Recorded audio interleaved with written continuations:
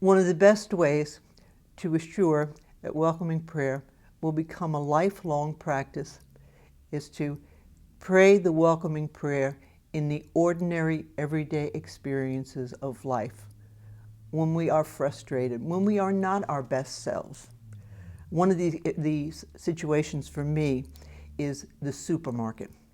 When I'm waiting on the express line, 10 items or less, and I notice the person in front of me has 15 items in their basket.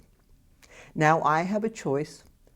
If I begin to feel frustrated in that situation, I can repress what I am feeling.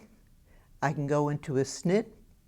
I can begin to loudly count the number of items in the person's basket, or I can use the welcoming prayer to open to God's presence and healing in what I am experiencing that moment in my body. Another situation that tends at times to frustrate me is when I walk into a doctor's office on time or early and the waiting room is filled. And I begin to feel an uneasiness in my body, which is a manifestation of my frustration. And there, once again, I have choices. I can storm out of the room. I can cancel my appointment. I can yell and scream at the staff. Or I can work with what I am experiencing in my body and pray the welcoming prayer. Just ordinary ways of dealing with life on life's terms.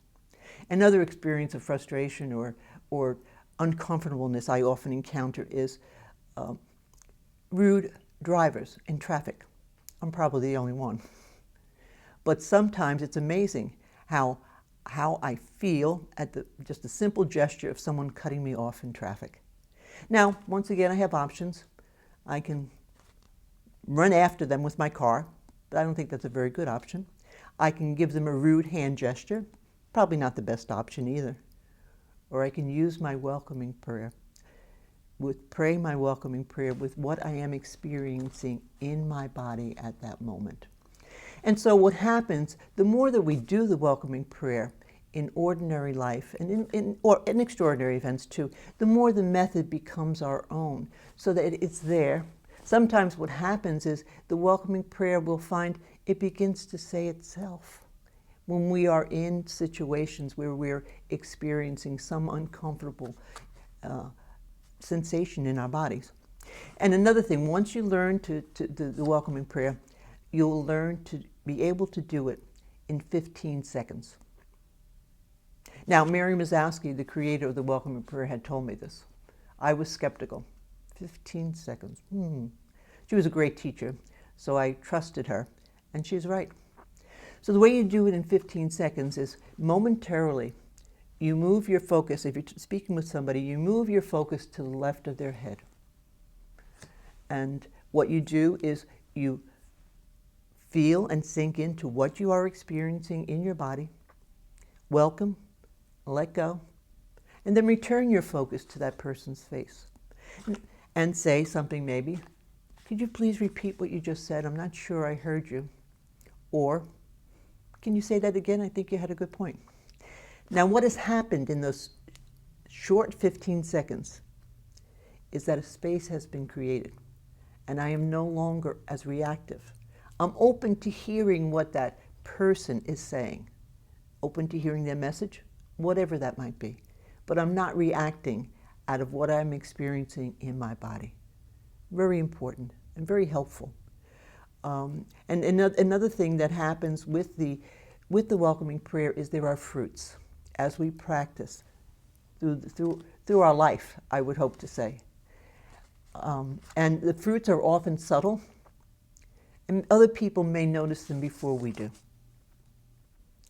One of the powerful ways I've noticed the fruits of welcoming prayer in my life is that I am no longer as reactive as I used to be. That is a blessing, truly. And so people used to be able to push my hot buttons. If they said this to Teresa, she would do this, almost as if I was a marionette. But the hot buttons are getting very cold because I'm no longer reacting to life and to people from the exaggerated emotional programs for happiness of security, affection, and control. And the fact that I'm not reacting leads to an opportunity to respond. And as I habitually respond instead of reacting, I have the opportunity to respond in love. What a change from being a reactive person. Another aspect of the fruit of the welcoming prayer in my life is how I deal with everyday reality around me on a perceptual level. Before welcoming prayer, I was 99% convinced that all the problems in my life were caused by somebody else. That was a rather contrived and facile perspective, and now I understand how much ownership I have in what happens around me and in how I perceive in what happens around me. A really great freedom in that difference in perspective. One of the things I've learned recently about the welcoming prayer, because we say when you're experiencing something in your body, you pray the welcoming prayer. If I don't do that in the moment, I can do it later on. This often happens to me at the end of the day. When I'm driving home from work or when I'm trying to get to sleep, I remember the things that those people did to me, you know? And the important part is not what people did to me, but how I responded or reacted. And if I can still, after the event, feel the sensation in my body, I can do the welcoming prayer. Another great freedom and another way to open to God's presence and healing with what is happening in my life and in my body.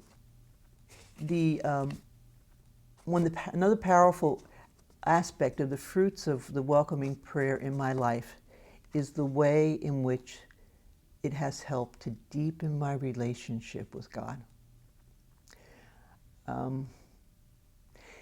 It's powerful, and I now am aware at times of the fact that God calls me to wholeness and intimacy in everything in life, and especially in what is happening in my body.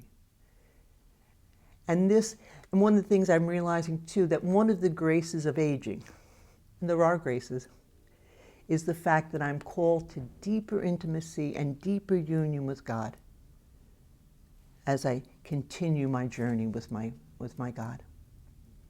And this intimacy, which deepens, opens me to a radical, invincible trust in God in my life, which is a powerful shift, a powerful way to live one's life. Miriam Mazowski, the creator of the welcoming prayer, had wonderful words around the welcoming prayer. She said, "To welcome and to let go is one of the most loving, faith-filled gestures we can do in life. It is an open-hearted embrace of all that is in ourselves and in the world." Powerful, powerful way to be in the world. Thank you.